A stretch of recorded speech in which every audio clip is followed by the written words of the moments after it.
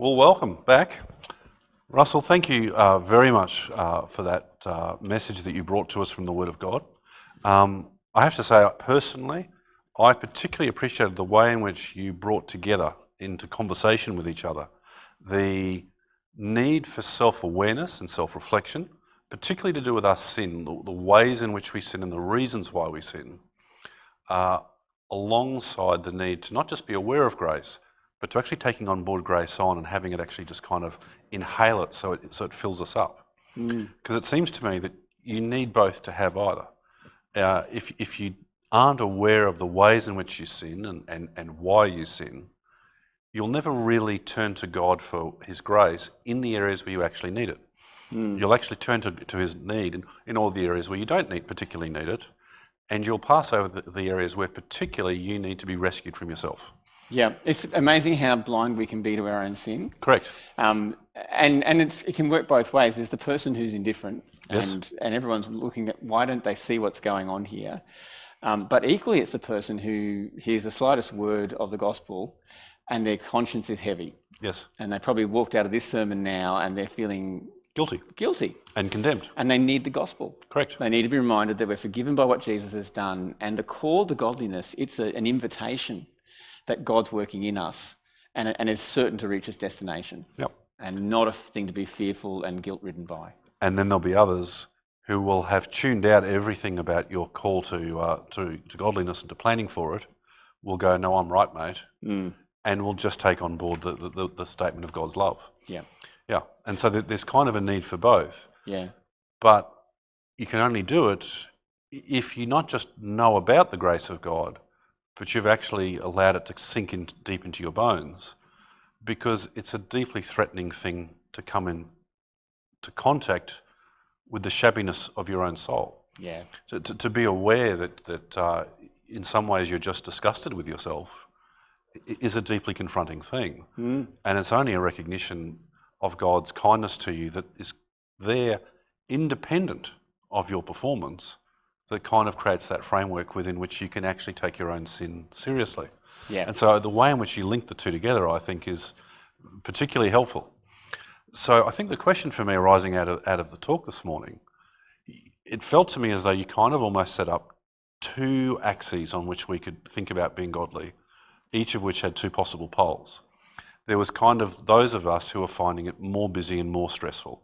We have kids at home doing schooling, or we're trying to work from home and learn new skills, or there's something in that space.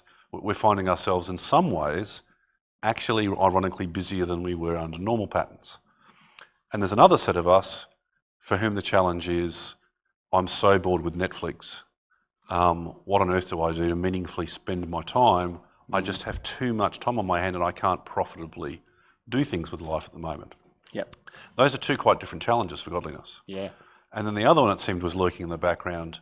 Some of us are experiencing far less meaningful contact with people that we need to have contact with. And so we have a kind of a relationship deficit. And that's not good for us, because man wasn't made to be alone. It's not good for the man to be alone, from Genesis chapter 2. But others of us, we are being forced into too much contact with the people who are closest to us. And while family is delightful, there is a certain degree to which not all parents and children or siblings naturally have an easy relationship with each other. Yeah. The frictions become higher. Correct. The more that the surfaces are in contact. Correct. And there's more heat generated. Now, Proverbs 24:17 tells us not to too regularly go to our friend's place, because they'll get sick of the sight of us. Family is closer than neighbours and friends, but the principle, I think, still applies. For some families, the families historically, up until this year, have thrived because the family has been able to structure a certain amount of distance from each other, a certain break from each other. Yeah.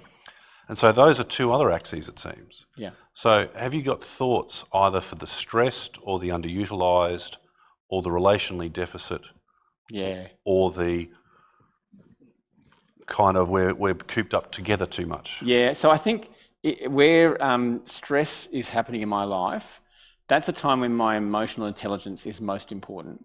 I've actually got to have This is the self-knowledge. the self-knowledge. I've actually got to understand when I'm annoyed with that person, how much is it their behaviour and how much is it just a reflection that I am stressed?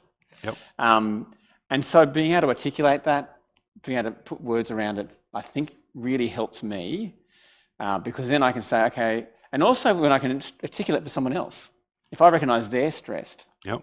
we have members of our family who have had a tough week.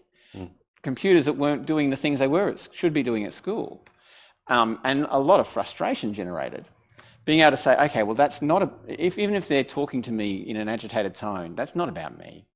That they're actually just expressing what's going on for them. Mm-hmm. I've got the ability to respond for their good, not for my venting of my feelings. Okay, so for you, part of it is trying to, in the moment, not take it personally when others are lashing out to some degree. Yep. Recognise that it's kind of an almost an unconscious ungodliness on their part, and then in your response to that, in a sense, just letting it go and trying to do what is most likely to help them, rather than to even the score. Yeah. Well, the gospel tells me that when I was God's enemy and I was fighting him, he sent his son to die for me. Yes. And so that teaches me to be other-centred and to be generous. Love covers over a multitude of sins. Nice. Yeah.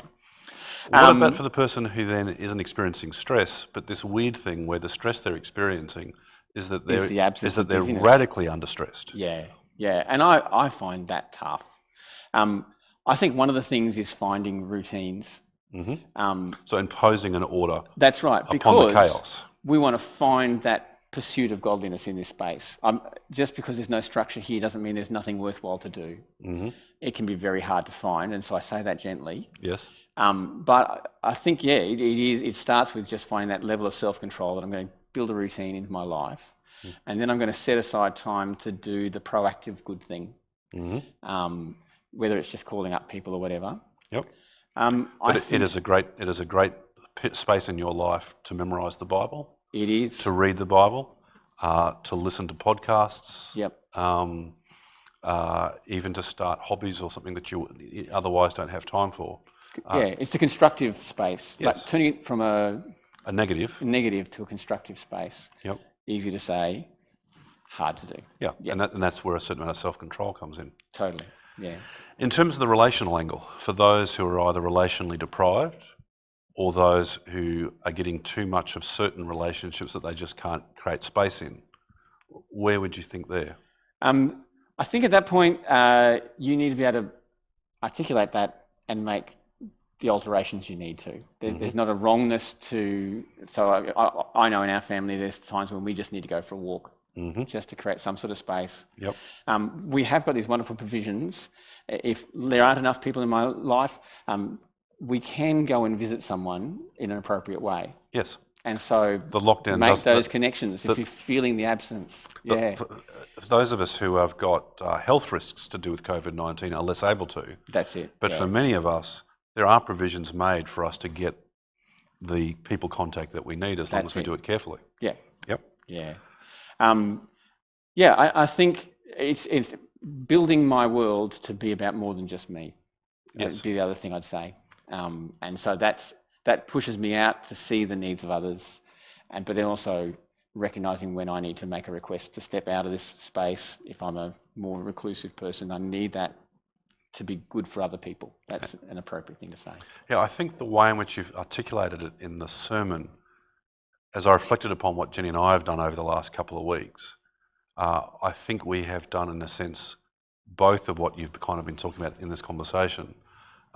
We've tried to think about how the different members of our family work and then how we need to restructure life as a family in order to not force people to be godly, but to create an environment that encourages godliness, to think about where the pressure points are, to think where the temptations are, where the tendencies to ungodliness will be, and to do life to not to push those buttons. Yeah. But when those buttons do get pushed, to not allow people to get away with it. To go, no, even though your buttons have been pushed despite our best efforts to make sure they wouldn't be, you now in this moment need to be godly. You need to exercise self-control. You need to choose the way of Christ rather than your way. And so both on the one hand, it's quite tough for Jen, the way that Jen's wired, to have the boys home all the time. because Jen needs a certain amount of time just to recharge, but she's also a very high expectation kind of mum that drives the boys' schooling a lot. And so having the boys underfoot all the time actually means that she has almost kind of no time to recover. So we've had to structure the week so that I give her a half day off somewhere in the week. But when that has failed to eventuate, Jen can't go, I didn't get my half day off in the week. I now have a license to be grumpy and to kind of make everyone's life a misery. There's both a structuring and a dealing with it when the structure doesn't work. When it falls apart. And both of those, I think, are part of planning for godliness. That's it. Yeah. Yeah. Excellent. That's great.